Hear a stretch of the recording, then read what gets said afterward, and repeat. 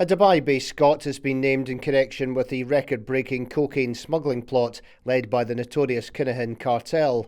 Glaswegian Stefan Boyd is alleged to have played a part in a multi-million-pound operation to bring a vast quantity of narcotics to Europe on a cargo ship.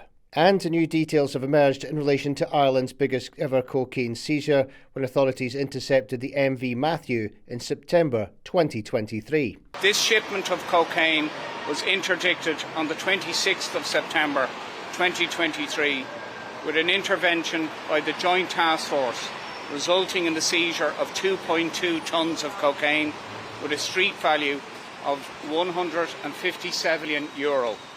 This was and remains the largest seizure of controlled drugs in the history of the state. A documentary by the BBC's Panorama identifies Boyd as one of the suspects being monitored by Irish crime busters before they raided the ship containing around 2.2 tonnes of the white powder.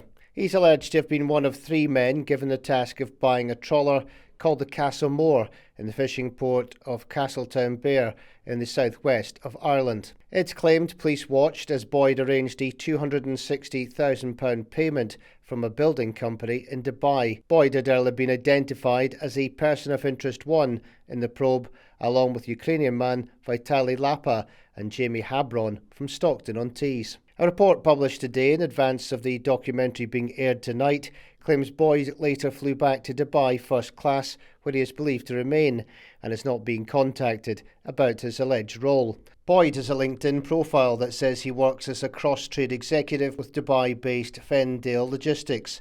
His profile states this involves handling shipments arriving to the UK from multiple trade lines and dealing with responsibilities such as documentation, custom clearances and deliveries. It also says he was a former pupil at Port Glasgow High School between 2010 and 2016, and between September 2016 and October 21 he was employed as a customer care specialist at Seafree Imports. Lapa and Habron went on to take the Castlemore to sea on Friday, September the 22nd, unaware cops had fitted a tracker to the vessel. The police later obtained messages that showed the crew were getting instructions from Dubai, where many Scots crime figures are known to be based. The documentary goes on to reveal Irish authorities are convinced the shipment was overseen by drugs gangs headed by the notorious Kinahan organised crime group, who bought the cargo ship for around £10 million in August that year. The Kinahan organised crime group have been at the heart and at the very top tier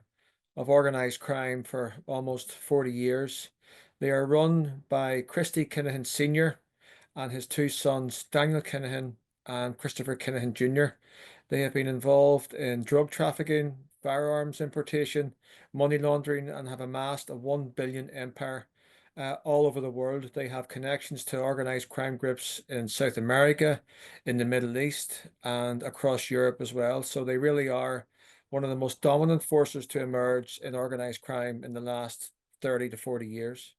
Other kingpins based in the United Arab Emirates include Stephen Lyons, who's said to have strong connections with Daniel Kinahan, head of the feared Irish mob. Fugitive Kinahan, his dad Christy Kinahan and his brother Christopher Kinahan have a £4 million bounty on their head after US and Irish authorities put them at the top of their most wanted list. That's why the Kinahan organisation left Ireland in 2016, and that's no surprise that they chose the UAE as their base where they wanted to live. See, they can live there and still lead a lavish lifestyle because they had the resources.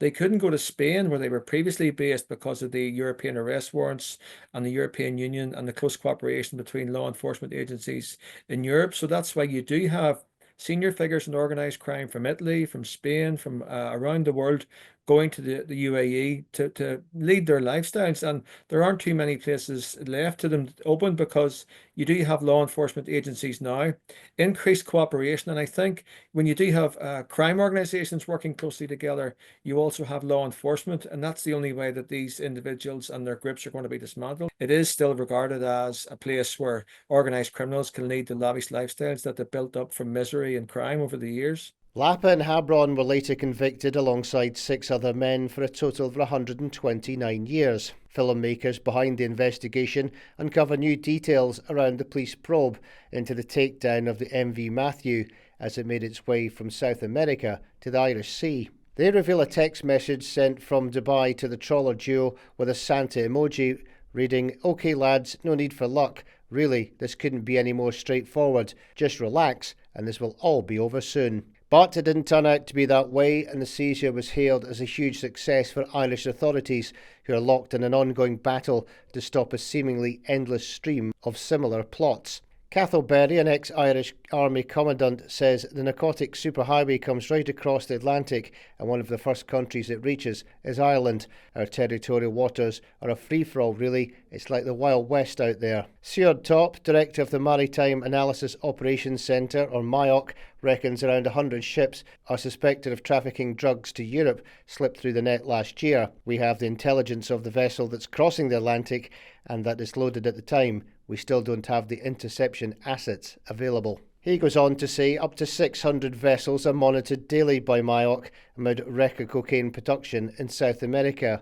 Ireland is increasingly being seen as a backdoor into Europe with its vast coastline, attractive to smugglers who often drop off drug hauls from motherships to be collected by daughter ships. This product was supplied by a South American cartel, one of the murderous cartels that are behind the cocaine shipments into Europe.